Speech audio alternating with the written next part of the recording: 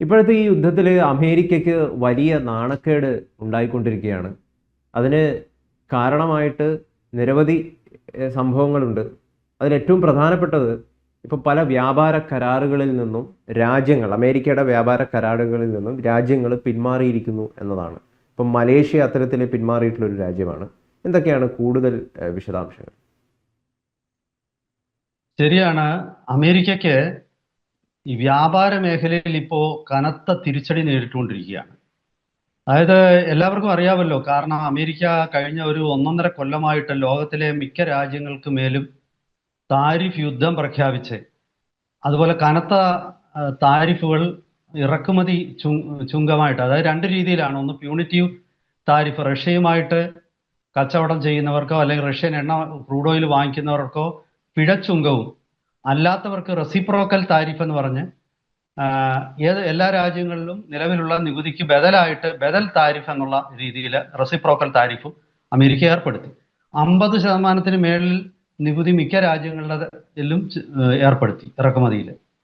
പക്ഷേ American supreme കോടതി ട്രംപിന്റെ ഈ അധികാരം, ഇത് ട്രംപ് ഇല്ലാത്ത അധികാരം പ്രയോഗിക്കുകയാണെന്ന് പറഞ്ഞിട്ട് ഒരു വിധിയുണ്ടായി.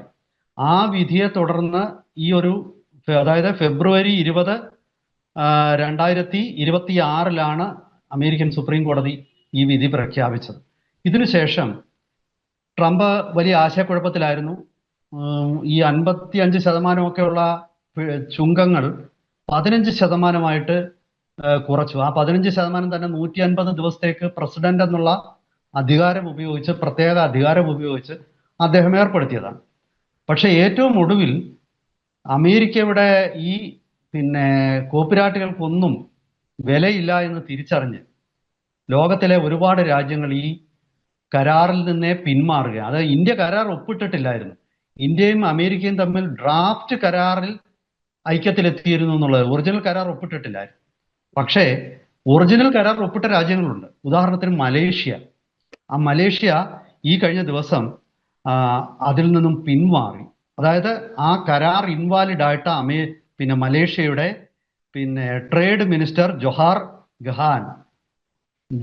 ഖഹാൻ അത് പ്രഖ്യാപിച്ചു. ഒക്ടോബർ 26, 2025 മലേഷ്യ അമേരിക്കയുമായിട്ടൊരു ട്രേഡ് കരാറിൽ ഒപ്പിട്ടത്. ഞാൻ മനസ്സിലാക്കുന്നത്, അല്ലെങ്കിൽ വിദേശ മാധ്യമങ്ങളിൽ വന്ന വാർത്ത അനുസരിച്ച്, ലോകത്തിൽ ഒരുപാട് രാജ്യങ്ങൾ അമേരിക്കയുമായിട്ടുള്ള ട്രേഡ് കരാറിൽ നിന്നും പിൻവാങ്ങുകയാണ്. കാരണം അമേരിക്കൻ സുപ്രീം കോടതി തന്നെ ഇനി വിലയില്ല എന്നോ അല്ലെങ്കിൽ ഇൻവാലിഡ് എന്ന് പ്രഖ്യാപിച്ച ഒരു കരാറിന് പിന്നെന്തിനാണ് അതിന്റെ പുറകിൽ രാജ്യങ്ങൾ നിൽക്കുന്നത്? അപ്പോൾ ഒപ്പിട്ടവർക്ക് ആ കരാറിൽ നിന്നും പിൻവാങ്ങാൻ മതിയായ കാരണമാണിത്. ഏത് അന്താരാഷ്ട്ര കോടതിയിലും ഈ ഒരു കാരണം നിലനിൽക്കും. കാരണം അമേരിക്കയുടെ സുപ്രീം കോടതിക്ക് ഈ കരാറ് സാധുവല്ല എന്ന് അങ്ങനെ അമേരിക്കയുടെ സുപ്രീം കോടതി വിധിച്ച സ്ഥിതിക്ക് മറ്റു രാജ്യങ്ങൾ, ഒപ്പിട്ട രാജ്യങ്ങളെ യഥാർത്ഥത്തിൽ പ്രസിഡന്റ് ട്രംപ് കളിപ്പിക്കുകയാണ് ചെയ്തത്. അവരെ കബളിപ്പിക്കുകയായിരുന്നു, വഞ്ചിക്കുകയായിരുന്നു. അപ്പൊ അതിൽ നിന്നും തീർച്ചയായിട്ടും ഒഴിഞ്ഞു മാറാനുള്ള ഒരു അവകാശം ലോകത്തെ എല്ലാ രാജ്യങ്ങൾക്കും ഉണ്ട്. അത് അവർ ചെയ്തു. അതാണ് ഒന്നാമത്തെ വിഷയം. ഇനി രണ്ടാമത്തെ മറ്റൊരു കാര്യം കൂടി ലോകത്തിൽ ഒരുപാട് രാജ്യങ്ങൾ ചൂണ്ടിക്കാണിക്കുന്നത്, ഈ കരാറൊക്കെ ഒപ്പിട്ടപ്പോൾ നമ്മൾ വിചാരിച്ചു ഇതോടുകൂടി അമേരിക്ക ആരെയും ശല്യപ്പെടുത്തുന്നില്ല, ഒപ്പിട്ട രാജ്യങ്ങൾക്കൊക്കെ കൃത്യമായ രീതിയിൽ അമേരിക്കയിലേക്ക് സാധനങ്ങൾ കയറ്റി അയക്കാനുള്ള സാഹചര്യം വരും എന്നുള്ള ഒരു നിഗമനത്തിലാണ്, അല്ലെ ചിന്തയിലാണ് പല രാജ്യങ്ങളും എത്തിയത്. പക്ഷെ അമേരിക്ക എന്ത് ചെയ്തു? ഇതിനുശേഷവും അമേരിക്ക പല രാജ്യങ്ങൾക്ക് നേരെ പല കാരണങ്ങൾ പറഞ്ഞ് വ്യാപാര അന്വേഷണങ്ങൾ പ്രഖ്യാപിച്ചു. അത് പലരെയും ഞെട്ടിച്ചു.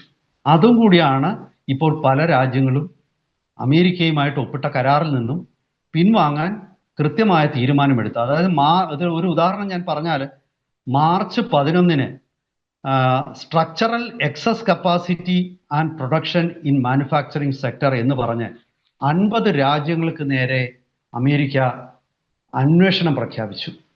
അതായത് ഈ രാജ്യങ്ങൾക്കൊക്കെ മാനുഫാക്ചറിങ് നിർമ്മാണ മേഖലയിൽ അവർക്ക് എക്സസ് കപ്പാസിറ്റി ഉണ്ടെന്നും അങ്ങനെ ഉണ്ടാക്കുന്ന സാധനങ്ങൾ അമേരിക്കയിൽ കൊണ്ട് ഡംപ് ചെയ്യാൻ പോവുകയാണ്, അങ്ങനെയൊക്കെയുള്ള ആരോപണങ്ങൾ ഉന്നയിച്ച്. നിങ്ങൾ ആലോചിക്കേണ്ടത്, ഈ കരാർ എന്ന് പറയുന്നത് അതിൽ ഒപ്പിട്ടതിന് ശേഷം അമേരിക്ക പിന്നെയും ആൾക്കാരെ ശല്യപ്പെടുത്താൻ തുടങ്ങി എന്നുള്ളതാണ്. അത് നമുക്ക് ഒരിക്കലും അംഗീകരിക്കാൻ പറ്റാത്ത കാര്യങ്ങളാണ്.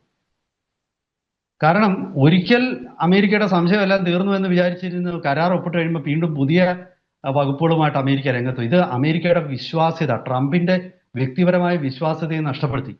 അതാണ് ഒരു വലിയ പ്രശ്നം. പിന്നെ അടുത്തത് probe on forced labour practices.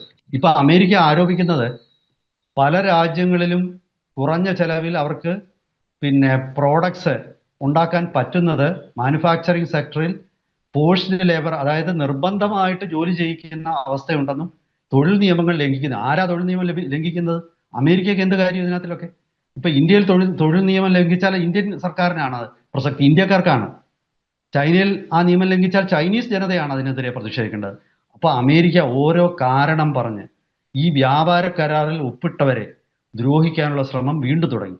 ഇതൊക്കെ കണ്ട് ലോകത്തിലെ ഒരുപാട് രാജ്യങ്ങൾ പിൻവാങ്ങുകയാണ്. യഥാർത്ഥത്തിൽ അമേരിക്കയുമായിട്ടുള്ള വ്യാപാര ചർച്ചകൾ തുടരണോ എന്നുള്ള കാര്യത്തിൽ ഇന്ത്യയും ഇനി പിന്നെ പുനരാലോചന നടത്തണം എന്നുള്ള ഒരു സാഹചര്യമാണ് ഇപ്പോൾ നിലവിൽ വന്നിരിക്കുന്നത്.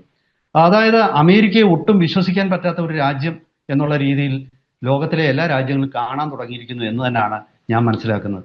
വരും ദിവസങ്ങളിൽ ഈ വ്യാപാര കരാർ പിന്നെ അത് പൂർണ്ണമായിട്ടും അപ്രസക്തമായി പോകും. ഇറാനിൽ അമേരിക്കയ്ക്ക് സംഭവിക്കുന്ന തിരിച്ചടിയുണ്ടല്ലോ സൈനികമായിട്ട്, ആ സൈനികമായ തിരിച്ചടിയോടൊപ്പം വ്യാപാര മേഖലയിലും അമേരിക്ക തിരിച്ചടി നേരിടാൻ പോവുകയാണ്. എന്തായാലും ശരി, മലേഷ്യ അതിനുള്ള തുടക്കം കുറിച്ചിരിക്കുകയാണ്. വരും ദിവസങ്ങളിൽ ഒരുപാട് രാജ്യങ്ങൾ തെക്ക് കിഴക്ക് ഏഷ്യയിൽ നിന്നായിരിക്കും ഇതിന് തുടക്കം കുറിക്കുക. 2-3 തെക്ക് കിഴക്കൻ ഏഷ്യൻ രാജ്യങ്ങളുടെ ഈ വരുന്ന ഒരാഴ്ചയിൽ കരാറിൽ നിന്ന് പിൻവാങ്ങുമെന്നാണ്. അവരൊക്കെ കരാറിൽ ഒപ്പിട്ടിരുന്നു, ഇന്ത്യ ഒപ്പിട്ടിട്ടില്ല. പക്ഷേ ഒപ്പിടുന്ന കാര്യത്തിൽ ഇനി ഇന്ത്യ മുന്നോട്ട് പോകുമോ എന്നും സംശയമാണ്. അമേരിക്കയെ സംബന്ധിച്ച് അടിയും കൊണ്ട് പിന്നെ അടിയും കിട്ടും മാനവും പോവും, ഈ ഒരു അവസ്ഥയിലേക്ക് കാര്യങ്ങൾ എത്തുകയാണ്. ട്രംപിന്റെ വീണ്ടുവിചാരം ഇല്ലായ്മയാണ് ഇതിലേക്കൊക്കെ നയിക്കുന്നത് എന്ന് സാധാരണ അമേരിക്കക്കാരൻ ഇനി ചിന്തിക്കാൻ തുടങ്ങും. എന്തായാലും കൂടുതൽ അപ്ഡേറ്റ്സുമായിട്ട് വരും ദിവസങ്ങളിൽ നമുക്ക് പ്രേക്ഷകരെ സമീപിക്കാം.